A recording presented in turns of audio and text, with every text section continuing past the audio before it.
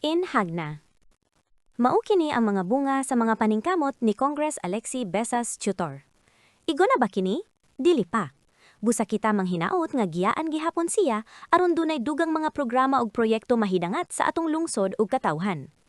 Kung dunay ghost projects ug flood control scandal sa ubang lugar, so far wala kini sa atua sa tersero. Kining tanan atong nakita, nahikap ug napahimoslan. Buhes sa katawhan, giimplementar alang sa kadaghanan. Via Joel Rosario FB post. Mga proyekto ug programa sa Hagna. Barangay Alehawan, River Control, 100M. Barangay Balili, Covered Court with Comfort Room, 6M. Barangay Boctol, Covered Court, 5M. Barangay Bunga Ilaya, Covered Court, 3.5M. Barangay Bungamar, Covered Court, 5M. Barangay Buyog, Covered Court, 5M and Bleachers, 6M. Barangay Calabasita, Covered Court, 5M. Barangay Cambugason, Covered Court, 5M. Barangay Canipol, Pabahay. Barangay Canholao, Covered Court, 3M. Barangay Cantuyuk, New Barangay Hall, 5M. Barangay Faraon, Covered Court, 5M. Barangay Kinagbaan, Covered Court and Stage, 5M. Barangay Larapan, Covered Court, 5M, Road Concreting, 5M, and Louver, 1M, plus Pabahay. Barangay Naatang, Covered Court, 5M.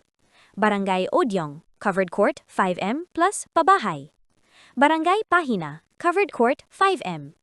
Barangay Tubod Monte, Barangay Hall, 5M, plus Pabahay. Multi-million project street lighting from Canholao to Boctol, and another multi-million national road widening Tubod Monte to Mayana going to Sierra Bullones. I do not know kung dili ubos sa mando, pagdumala, initiative ug kahibalo sa trabaho ni Congresswoman, what will be the future of the 3rd District of Bohol.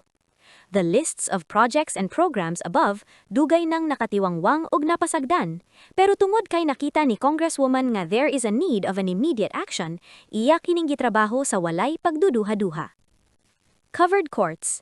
Dakong tabang sa kabarangayan, most especially sa youth, aron malayo sila sa illegal nga droga ug uban pang bisyo nga makadaot, sa katibuk-an maka-organize kita og kalingawan nga dili na magproblema sa panahon. Multi-purpose buildings and barangay halls.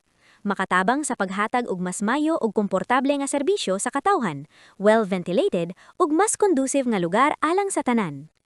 Road concreting ug streetlights. Usa sa dakong problema sa tersero, dili na lisod mo biyahe tungod kay gitagaan og importansya ang pagpanindot sa karsada ug paghatag og kahayag sa gabii. Karon dili pa man kumpleto ug wala pa malukop ang tibuok tersero, apan gipaningkamutan ni Congresswoman nga mabahin ang pondo ilabi na sa road concreting. Pabahay program.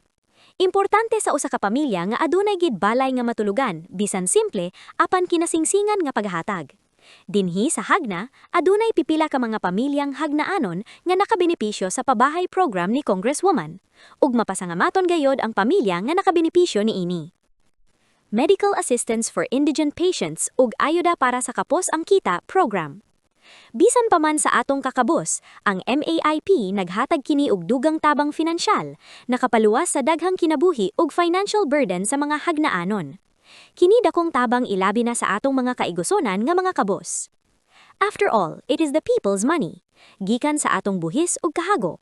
Apan kung dili maayo ug abtik atong Congresswoman, I do not know kung adunay batay mabenepisyo kung dili kita ubos sa iyang liderato.